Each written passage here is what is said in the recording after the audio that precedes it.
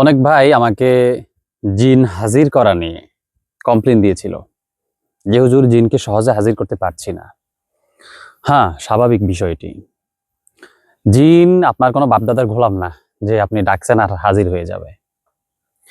জিনকে আপনাকে হাজির করতে হলে আপনার দীর্ঘদিনের সাধনা লাগবে। ইদানিং কালে কিছু রাখি বা মুদাব্বির বের হইছে যারা মানুষের সাথে ভণ্ডামি করতেছে। যদিও তারা বলে যে যারা তদবির নিয়ে কাজ করে তারা ভণ্ড, আবার যারা তদবির করে তারা বলছে রাখিরা ভণ্ড। তো ভণ্ড কারা এটা জাজ করার ক্ষমতা আল্লাহ আপনাকে দিছে, আপনি করবেন। দেখেন, তদবির নিয়ে কাজ করা এটা প্রাচীন যুগ থেকে ছিল, কবিরাজি জগৎ যেটা, কালো জাদু যেটা। কিন্তু রাকি বা মুদাব্বির যেটাকে বলে, দীর্ঘ কয়েক বছর আগ থেকে এটার প্রচলনটা শুরু হয়েছিল। যদিও রুকিয়া সেকশনটা আমাদের নবী আদম আলাইহিস সালাম থেকে প্রচলন ছিল, তবে বর্তমান সময়ে যারা রুকিয়া লাগাচ্ছে বা রুকিয়া হিজামা ইত্যাদি ইত্যাদি, তারা জিন জাদু ইত্যাদি ইত্যাদি কাজ করতেছে, তারা নাম লিখে দিচ্ছে। তবে অধিকাংশ ক্ষেত্রে দেখা গিয়েছে তারা রোগীদের সাথে এক প্রকার ব্ল্যাকমেল করছে। যারা মুদাব্বিরও না, এরপরে রুকিয়েও করতে জানে না, বাজার থেকে একটা বই নিয়ে এসে পড়েছে, এটা এইভাবে করলে জিন চলে আসবে, এভাবে করলে জিন চলে যাবে। অথচ 1 মাসের মধ্যে সে অনলাইনে একটা কোর্স করছে, শিখছে, সে এখন তো বড় বিরাট এক ধরনের কবিরাজ হয়ে গেছে। কবিরাজ তো না, সেটা এখন মুদাব্বির হয়ে গেছে। আশ্চর্য কারবার। আরে ভাই, আমার নানা জান যখন জীবিত ছিল, এখন তো মারা গেছে, আল্লাহ ওনাকে ভেস্তে নসিব করুক, আমরা সেই ছোটবেলা থেকে নানা জানার সাথে আমরা চলাফেরা করলাম। নানা জান যে তদবির লিখতো, তদবিরের জিনিস আমরা ওনার সামনে এনে দিতাম। এক কথায় তদবিরগুলো আমরা হাঁটা চলা বা খেলার ছলে আমরা এটা শিখছিলাম।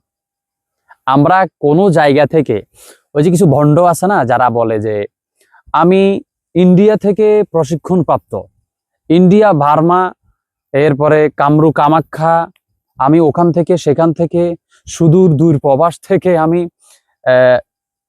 সার্টিফিকেট নিয়েছি। আমি ওদেরকে যদি পাইতাম, আমি ওদেরকে জুতা পিটা করতাম। বাটফার। এই তদবির লাইনের, কবিরাজি লাইনের কোনো সার্টিফিকেট নাই, এটার কোনো সার্টিফিকেট নাই। এটার সার্টিফিকেট একমাত্র রুগী দিবে। আপনি যার কাজ করছেন, ও যদি সুস্থ হয়, ও যদি ভালো হয়, এটার সার্টিফিকেট ও দিবে।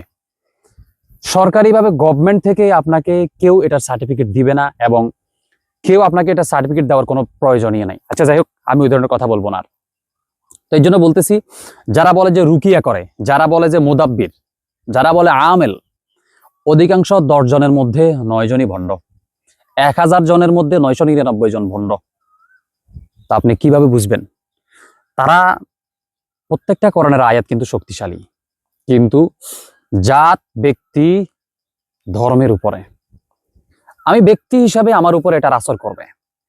সে নামাজ পড়ে না, কোরআন ঠিক মতো পড়তেও জানে না, এমনি পড়ে সে বলছে আমি এটা করে দিচ্ছি, হয়ে যাবে।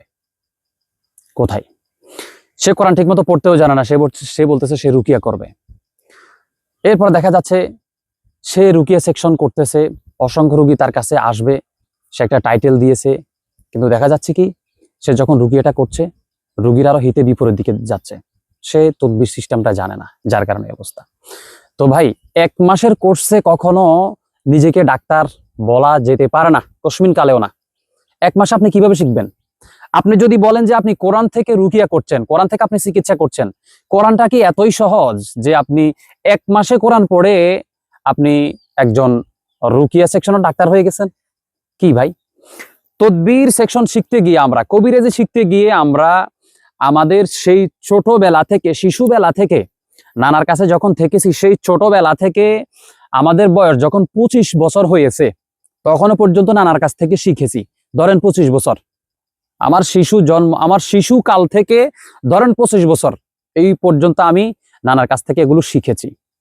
তো চিন্তা করে দেখেন, তাইলে আপনি এক মাসে কিভাবে আপনি এগুলো করতে পারেন ভাই, এটা তো আমার মাথায় ধরে না।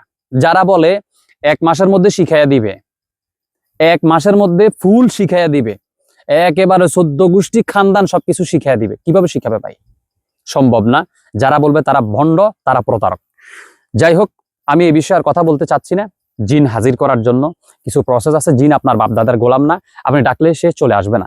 জিনের মধ্যে সবচাইতে যে শক্তিশালী জিনগুলো আছে, ইফরিত জিন, মারিদ জিন, ওদেরকে আপনি সহজেই ডাকলে আসবে না। তো সাধারণ জিন তো এমনি চলে আসবে। তো ইফরিত জিন এবং মারিদ জিনকে হাজির করার জন্য যেটা আপনার প্রয়োজন হবে, 1 নম্বরে আপনাকে একটা রুফার ফাত নিতে হবে। রুফার একটা ফাত নিতে হবে সর্বসময়ের জন্য। এই ফাত আপনার কাছে থাকবে। এই রুফার ফাতের মধ্যে, স্ক্রিনের মধ্যে দেখেন একটি নকশা। এই নকশাটা আপনাকে খোদাই করে লিখে রাখতে হবে। এই নকশাটা যেই জিনে রুগী আপনার কাছে আসবে তার মাথার মধ্যে দিয়ে দিবেন। দিয়ে আপনি আপনার এই হাতের তালু দিয়ে এইভাবে 3টা থাপড় দিবেন এইভাবে। আর স্ক্রিনের মধ্যে দেখেন আরো একটা মন্ত্র। এই মন্ত্রটা পড়ে তার গায়ে 3 বার ফু দিবেন আর হাত দিয়ে এইভাবে তুড়ি দিবেন। ইনশাল্লাহ চলে আসতে সে বাধ্য। ইফরিত জিন হোক, মারিদ জিন হোক বা আজাজিল শয়তান হোক, ইনশাল্লাহ সে আসতে বাধ্য। এটা স্বয়ং এমন একটা মন্ত্র যে যেই জিন মানুষকে শিখাইছিল, সরাসরি জিনের অস্ত্র। এটা সরাসরি জিনের অস্ত্র। আমরা তো জিনের সাথে যুদ্ধ করি, তো জিনের যেই ঘমর আছে, জিনের যেই তাকে দুর্বল করার মতো যেই প্রসেসটা আছে, এটা যদি আপনার জানা না থাকে, অনেক সময় দেখি অনেকে রুকিয়া করে, জিন হাসে। অনেকে রুকিয়া করে, জিন কাঁদে। অনেকে রুকিয়া করে, জিন তার সাথে তামাশা করে। এটা এটা কি? তো আমি এই বিষয়ে বলবো না।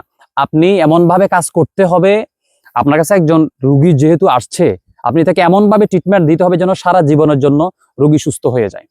অনেক সময় দেখা যায় রুকিয়া করে, রুকিয়া করার পরেও দেখা যাচ্ছে কি রোগী সুস্থ হচ্ছে না, 2-3 মাস পরে রোগী আবার সমস্যা দেখা দিচ্ছে, কিংবা আজকে তার চিকিৎসা করছে, পরের দিন সে অসুস্থ হয়ে যাচ্ছে। তো এটা হচ্ছে মূলত চিকিৎসার কিছু গাফলতির কারণে। যাই হোক, তো যেই প্রসেস আপনাদেরকে দেখাইলাম, এই প্রসেস অনুযায়ী আপনারা জিন হাজির করবেন। আমি আজকে শুধু জিন হাজিরের জন্য অনেকগুলা কথা আসলে বলতে হয়, সংক্ষিপ্ত ভিডিওতে কোনো কিছু বুঝে যায় না। তো এই জন্য এই বিষয়টা আপনাদেরকে বুঝালাম। এইভাবে আপনারা জিন হাজির করবেন, সেটা যেই কোনো জিন হোক, ইফরিত হোক, মারিদ হোক, যেটাই হোক, একেবারে আজাজিল হোক, তাদের মূল সূত্র গোমর যেটা, সেই মন্ত্রটা এখানে দিয়ে দিছি। ব্যাস আপনি মন্ত্রটা পড়বেন আর এভাবে থাপড় দিবেন হাতের মধ্যে 3 বার, এইভাবে একটা, এভাবে একটা, এইভাবে একটা, ব্যাস। তাহলে আগেরই ওই রূপার পাতটা দিয়ে দিবেন, মন্ত্রটা 3 বার পড়বেন, 3টে থাপড় দিবেন, বলবেন 3টা তুড়ি দিবেন যে হাজির হ, ব্যাস হাজির হয়ে যাবে। ভালো থাকবেন, সুস্থ থাকবেন। আসসালামু আলাইকুম।